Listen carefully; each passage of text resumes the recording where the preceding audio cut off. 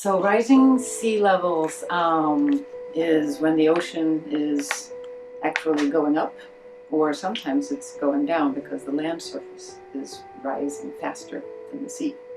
That happens as well. So we like to speak of relative sea level rise, actually, to make sure that we're talking about how much is that sea rising compared to where we sit on land. The low-lying areas are predominantly in the downtown area. The issues are going to start happening about 2040. So water might even be coming up through the storm systems and up through the holes in the street. That's what's happening in Florida. So if we're going to build a new road, or we're going to build a new building or something like that, we need to keep in mind that that might not be a good idea.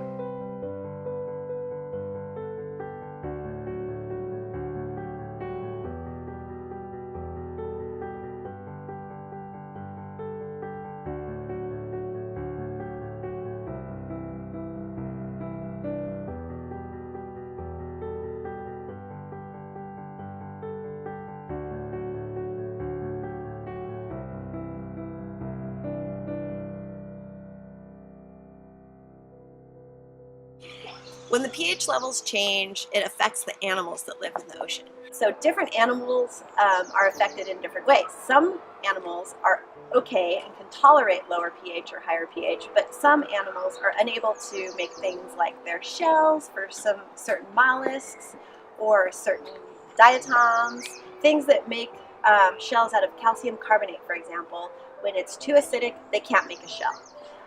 As we change the pH in the ocean, it makes certain animals weaker or certain animals stronger, and every animal has their little piece of the puzzle in the ocean. Everybody has their job.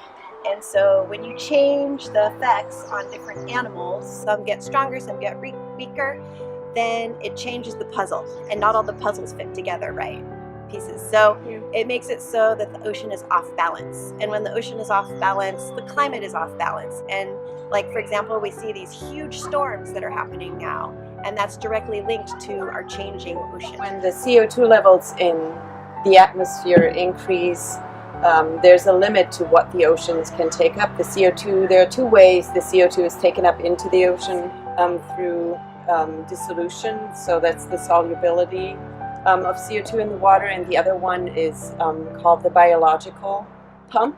So the phytoplankton, which are the bases of the food chain, they take up the CO2 and through photosynthesis and convert it. So the CO2 that's taken up into the surface water is converted into carbonic acid, and that dissociates into hydrogen ions, and they change the pH of the water. Well, pH levels have already changed from about like 8.2 to down to 8.1, which doesn't sound like a major change, but it's on a logarithmic scale, so it's actually a lot bigger than that, the changes. And the biggest effect it has right now, or it will have in the future, are on phytoplankton communities. So the changes of pH has a big impact on any tiny animal that has a shell. It also, we don't actually know what the effects are on the tiny phytoplankton communities that we work on right now, that are the basis of the food chain. The temperatures and the pH changes in the ocean could have a major impact. That some species die, other species take over, we could have blooms, something like that, but it will definitely change the carbon cycle of the ocean.